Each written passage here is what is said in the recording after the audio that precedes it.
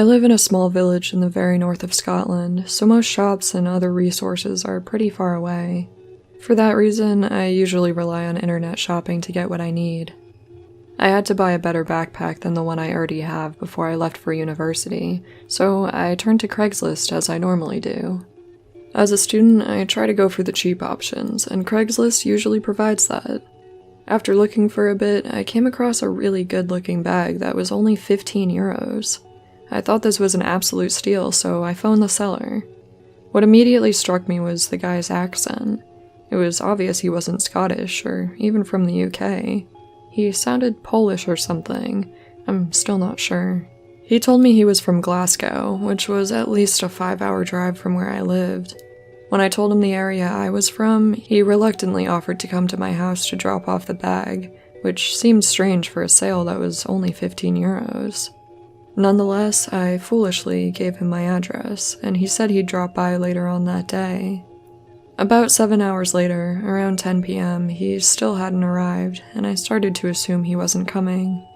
But around 10:30, there was a knock on the door. Surprised that it was so late, I looked out the window near the front to check.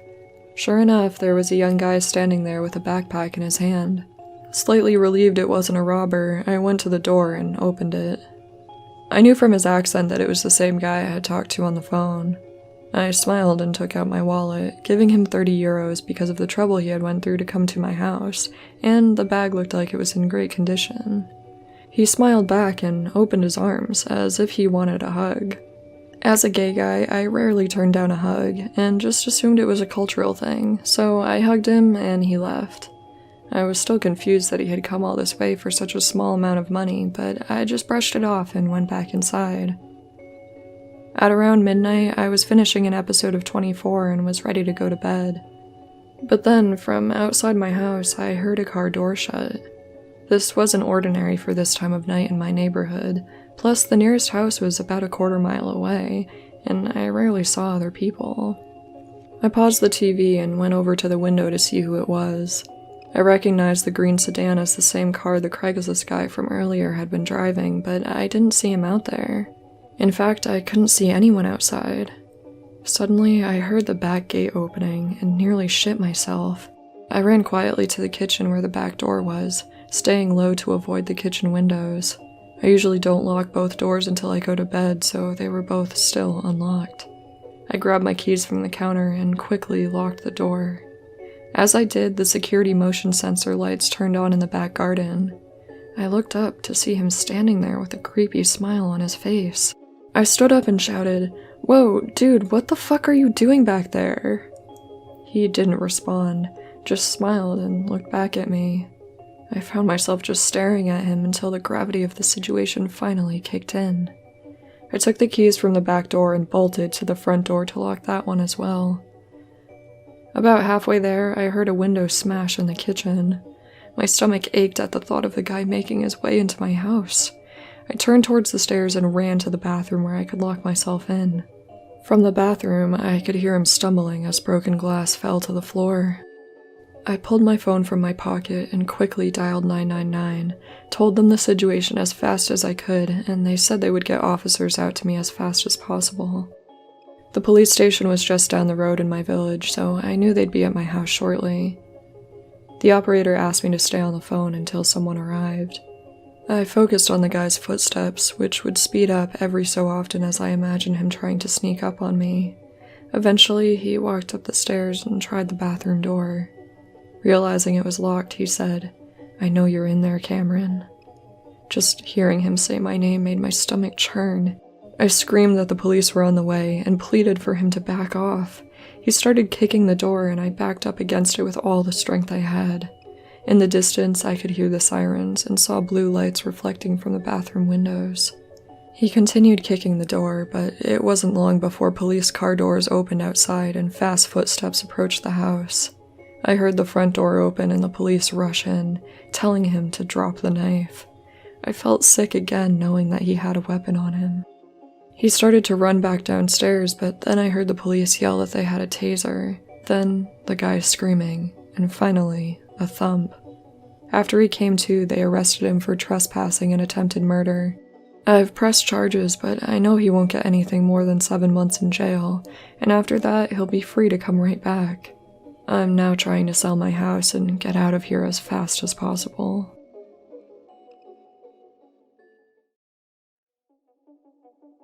I recently put up a post on Craigslist asking to either sell or trade my fish tank for a smaller one. I put my phone number as the contact source and asked to text only. After a couple of hours, I got a text from someone who was interested in trading. We agreed to meet at a Walmart in a couple days when we were both free. Leading up to that day, the guy kept texting me with small talk, asking me about my name and where I worked. Being foolish, I answered his questions. I used Craigslist often, and I hadn't had any bad experiences, so I just saw this guy as being friendly. During our conversations, I had told him the type of car I drive and what college I went to, never really stopping to think what kind of information I was giving to a total stranger. On our meetup day, he told me he could only come after 10 p.m.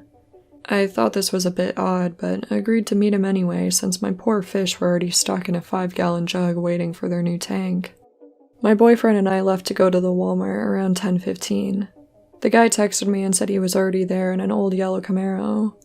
I texted him back to say we were there as well in my gray car. When he responded, he said, "Who is we?"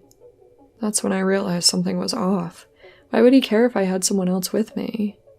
I lied and told him I was with my husband, mostly just wanting him to know I wasn't alone. He didn't respond after that text.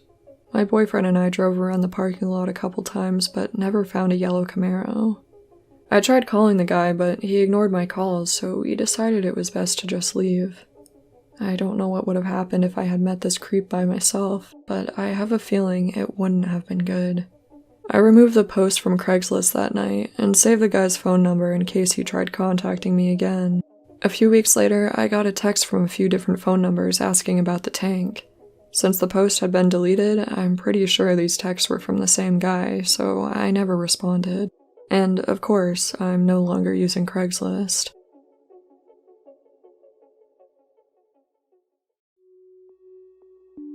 I really love Craigslist.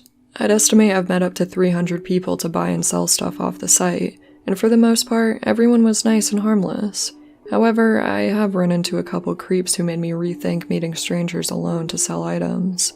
In 2009, when I was in my early 20s, I was staying with my parents around Christmas in a small town in Florida.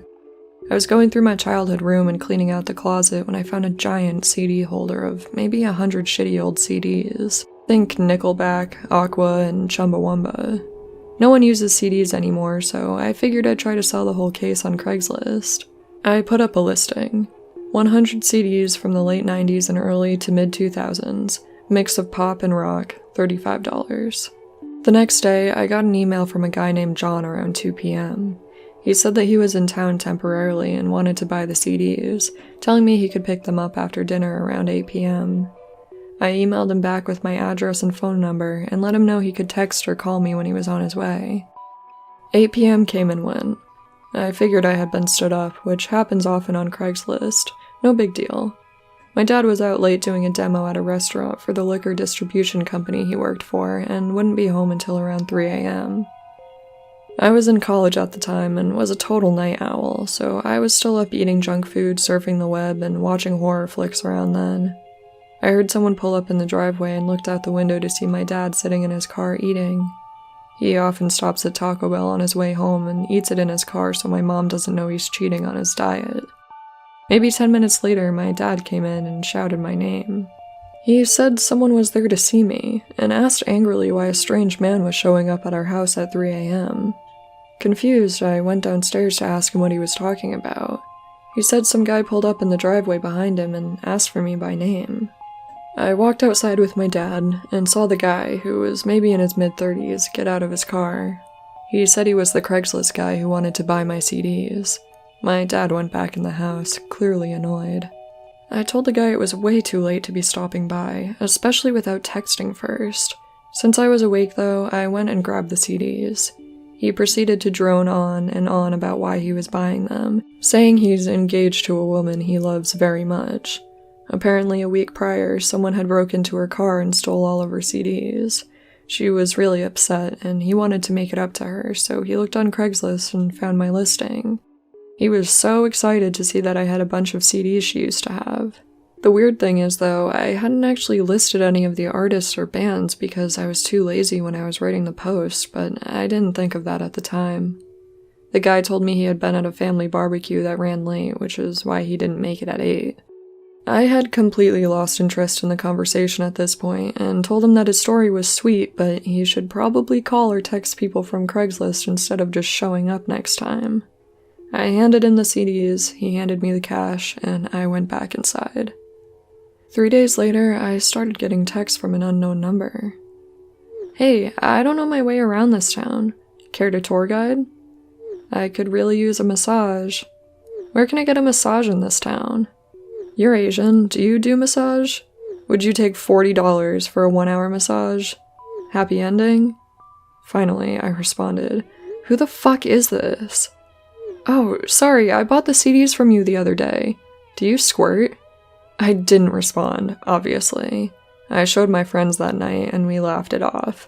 Then, the next day, I got more texts.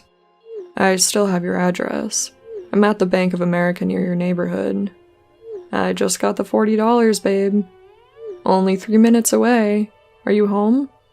You fucking cunt, stop ignoring me. I'm almost there." I immediately ran downstairs to tell my parents. It was nighttime, so we shut off all the lights both inside and outside the house. My mom, little brother, and I went into my parents' room at the back of the house.